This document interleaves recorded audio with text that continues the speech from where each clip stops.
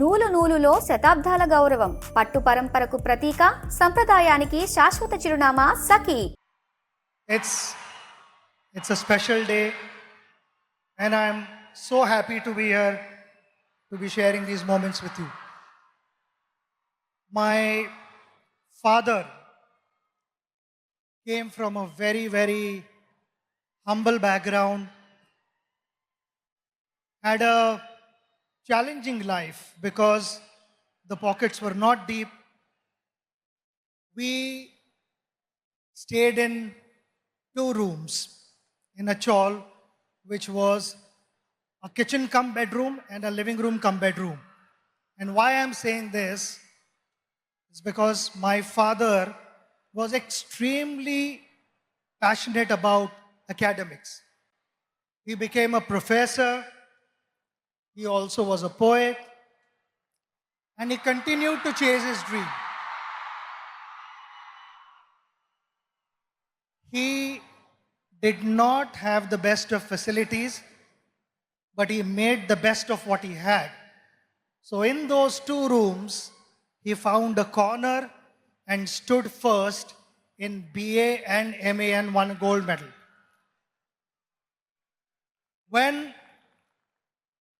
When I was growing up and I watched him, he was extremely gentle, extremely patient with me. So whatever mistakes I made as a child, I was convinced. He explained to me and I got convinced. It was never that he tried to correct me forcibly. And that created a huge positive impact on me. I learned so many things from him. He was extremely patient. And why I say this? Because when I started playing for India, I bought my own car.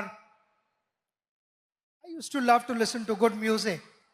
And most of the times it used to be loud music in the car while I was driving. And my father would be seated next to me reading his book. Never once did he tell me, reduce the volume, I want to read the book. He was focused and the outside noise did not matter to him. And that's something that I learned from him. Being a good person, it's a practice that every morning you wake up and you remind yourself that you are going to behave in a particular way, which is, I feel, kind of conveys how your parents have brought you up. And that is something which I will always carry for the rest of my life because that's the impression my father left with me. Awesome, sir. Sachin, sir, in both academics and sports, students today face immense pressure to perform. From your experience, how do you deal with this pressure? Pressure is on everyone at every level. You meet any individual in this room, we will have pressure. There are 2 types of pressures. One is external and one is internal pressure.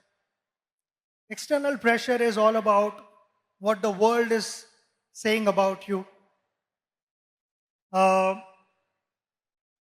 I think in today's world, when social media is so active, people want to know what is being said about myself.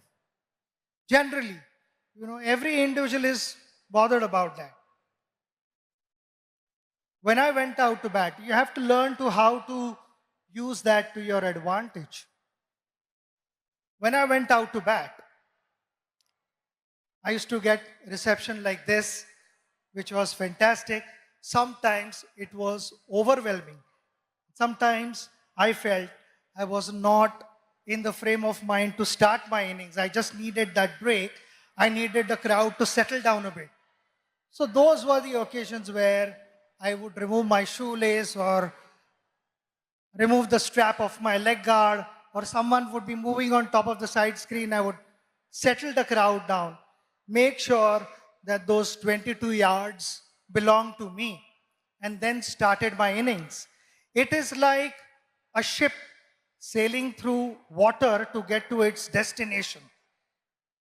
But the moment there are holes in the ship and the water starts seeping in, the ship starts sinking. And that is exactly what I'm trying to tell you, that external pressures will be there. You need to shut off. You need to stay focused on what you want to achieve in life. We come to internal pressure. Internal pressure is actively led by your conscious mind. When your conscious mind is moving ahead of the moment, it starts putting multiple scenarios in your head which are imaginary. Failure, consequences, disappointments, and all these things, they kind of freeze you. They increase the pressure. The idea is to stay in that moment. When I went to bat, people talk about, he was in that zone and that's why he batted well. And what is that zone? That zone is all about surrendering yourself to your subconscious mind, which knows what to do. It is always the conscious mind, as we call it. The monkey over your shoulder would be putting doubts in your head. And while batting, also sometimes that would happen. Before the ball was delivered, the conscious mind would put doubts in your head. Could that be a bouncer? Could that be a yorker? Could that be an outswinger where the delivery was not released at all? So I found myself batting at my best when I had surrendered myself to the subconscious mind. So that would be my advice to all of you, to stay focused, stay aware of what's happening around you, but don't let the external energies dominate what you want to be in life. Absolutely. So one last one. On this centenary celebrations of Andhra University, your one message to all the students out there.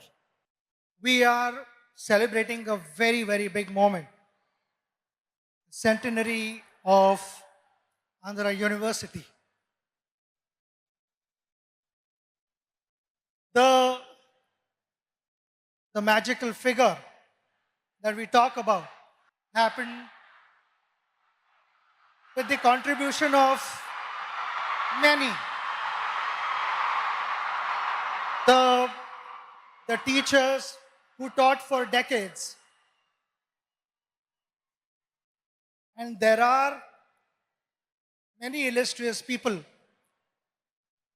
who have been able to shape our country, who have to give a new meaning to the youth of India, who have guided them.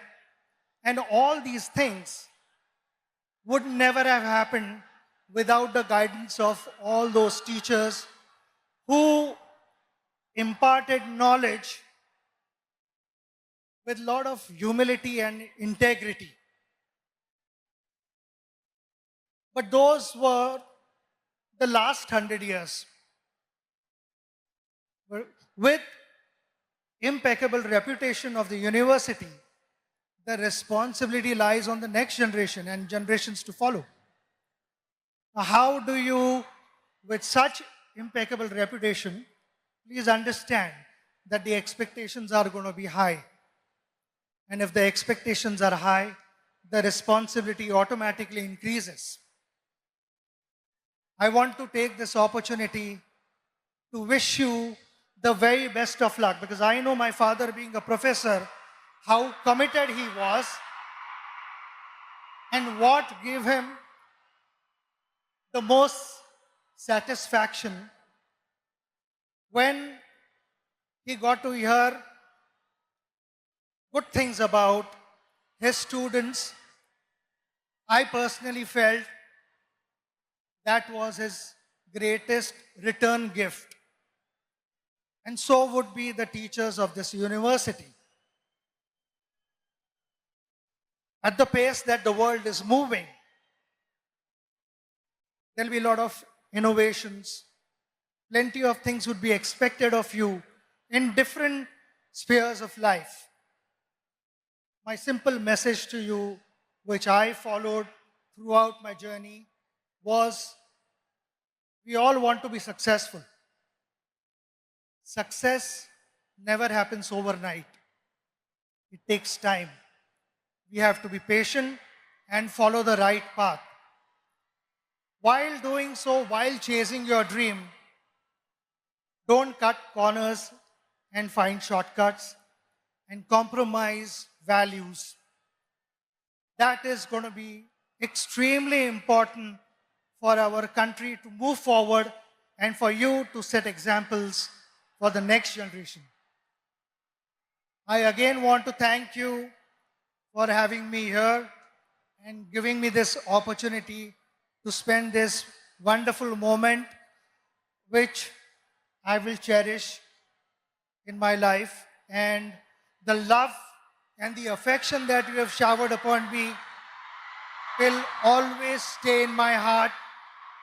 It is priceless for me. So thank you very much. Namaskaram and God bless you all.